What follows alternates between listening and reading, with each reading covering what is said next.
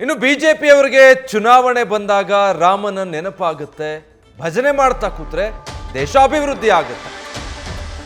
ಹೀಗಂತ ಚಿತ್ರದುರ್ಗದಲ್ಲಿ ಸಚಿವ RB ತಿಮ್ಮಾಪುರ ವಾಗ್ದಾಳಿ ನಡೆಸಿದ್ದಾರೆ. ರಾಮ ಮಂದಿರ ಬಿಜೆಪಿಯ ವಿರುದ್ಧ ಅನ್ನೋ ಹಾಗೆ ಮಾಡ್ತಾ ಇದ್ದಾರೆ.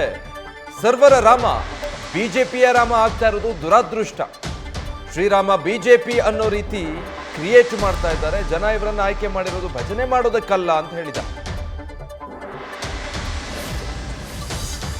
ಅದು BJP ರಾಮ ಮಂದಿರ ಥರ ಮಾಡೋದು ದುರ್ದೈವ.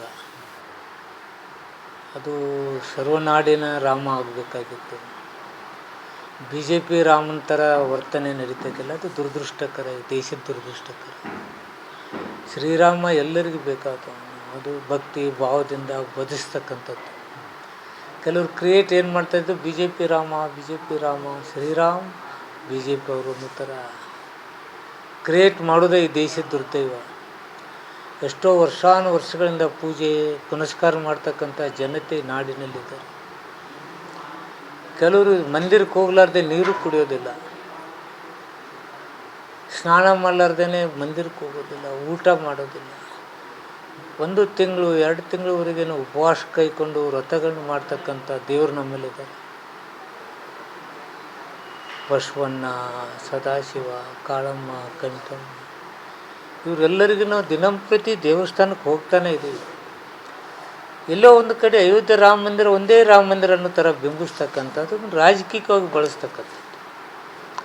ದೇವರನ್ನು ಧರ್ಮವನ್ನು ರಾಜಕೀಯವಾಗಿ ಬಳಸ್ಕೊಳ್ತಕ್ಕಂಥ ದುರ್ದೈವ ಇದು. ಆದರೆ ದೇಶಕ್ಕೆ ಒಳ್ಳೇದಂತೂ ಅಲ್ಲ. ಅಯೋಧ್ಯೆಗೆ ಯಾಕೆ ಹೋಗ್ಬೇಕು? ರಾಜಕೀಯ ಮಾಡೋಕೈತಿದ್ದಾರೆ. ಅಯೋಧ್ಯೆಗೆ ಯಾಕೆ ಹೋಗ್ಬೇಕು? ನಾನು ಇವ್ರನ್ನ ಕೇಳಿ ಹೋಗ್ಬೇಕಾ? ನಾನು ದಿವಸ ದುರ್ಗವ್ವ, ದ್ಯಾಮವ್ವ, ಕಾಳವ್ವ, ಕಂಠವ್ನ ಗುಡಿಗೆ ಹೋಗ್ತೀನಿ, ಇವ್ರನ್ನ ಕೇಳಿ ಹೋಗ್ಬೇಕಾ? ಏನು ಇವ್ರು ಬರೆದು ಕೊಡ್ಬೇಕಾ ನಮಗೆ? ಮುಂಜಾನೆ ಎದ್ದಕ್ಕೂಲ ಶ್ರೀರಾಮ ಓದಕ್ಕೆ ರಾಜಕೀಯಕ್ಕೆ BJP ಶ್ರೀರಾಮ ಅನ್ನೋ ಥರ ಬಿಹೇವ್ ಮಾಡ್ತಾರೆ. ಇದು ಎಲ್ಲರ ರಾಜಕಾರಣ ಅಲ್ಲ. ದೇಶದಲ್ಲಿ ಸೆಂಟ್ರಲಲ್ಲಿ ಆಳ್ವಿಕೆ ಮಾಡ್ತೀರಿ. ನಿಮ್ಗೇನು ಇದ್ರ ಬಗ್ಗೆ ಜನ ಏನಂದಾರ ಅನ್ನೋ ಭಾವನೆ ನಿಮ್ಗೆ ಗೊತ್ತಾಗ್ತಾ ಇಲ್ಲ. ನ್ಯೂಸ್ ಫಸ್ಟ್ ನಿರ್ಭೀತಿಯಿಂದ ನಿಮ್ಮ ಪರವಾಗಿ.